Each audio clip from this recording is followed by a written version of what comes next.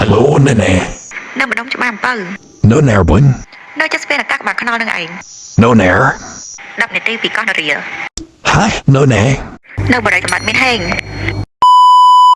ចាបងបងដឹងអត់ថាគម្រោងរបស់បុរីសម្បត្តិមានហេងគឺនៅក្នុងតំបន់ដែលអភិវឌ្ឍទាំងអស់ហ្មងគឺដូចជាការរៀបរាប់ខាងមុខមិញអញ្ចឹងនិយាយទៅទីតាំងគឺស្ថិតនៅតំបន់សក្តានុពលមែនតើហើយឥឡូវនេះគឺយើងកំពុងតែនៅចិត្តស្ពានកោះនរានេះនិយាយទៅជិះតាមបន្តិចឯ10នាទីគឺដល់ទីតាំងគម្រោងហើយគម្រោង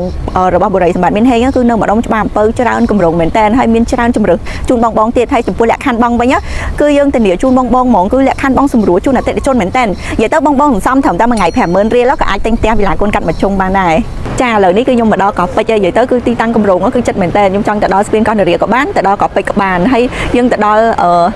ទៅខាងមកបែកផែកឯងវិញក៏បាននៅខាងផែកប្រាក៏បាននិយាយទៅប្លុកច្បារអំពៅនេះគឺជាបណ្ដុំនៃតំបន់ដែលកំពុងអភិវឌ្ឍហ្មងបងបងហើយម្យ៉ាងទៀតនិយាយទៅលក្ខខណ្ឌបងប្រាក់យើងគឺសម្រួលជូនអតិថិជនមែនតើហើយសម្រាប់អតិថិជនដែលពិបាកក្នុងការដែលសិក្សាជាមួយធនាគារឬក៏ពិបាកក្នុងការចង់សិក្សាចំណូលចំណាយអីក៏អាចបង់រំលោភផ្ទាល់ជាមួយបុរីបានដែរអូផ្លេចប្រាប់មួយទៀតបងបងនិយាយទៅបើសិនជាបងបងទិញនៅក្នុងឥឡូវនេះគឺទទួលបានការចំណេញលើចំណេញតែម្ដងព្រោះអីគឺយើងមានការបញ្ចុះតម្លៃរហូតដល់$12000បូកជាមួយនឹងបានបញ្ចុះតម្លៃគឺរហូតដល់$4888ថែមទៀតនិយាយទៅឱកាសចំណេញលើចំណេញហើយមានអ្វីពិសេសទៀតនិយាយទៅគឺបងបងបានផ្ទះដែលទិញភ្លាមចូលនៅបានភ្លាមហើយទទួលបានការ discount យ៉ាងច្រើនបូករួមជាមួយនឹង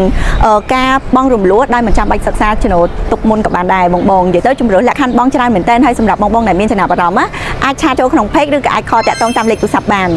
សូមអរគុណ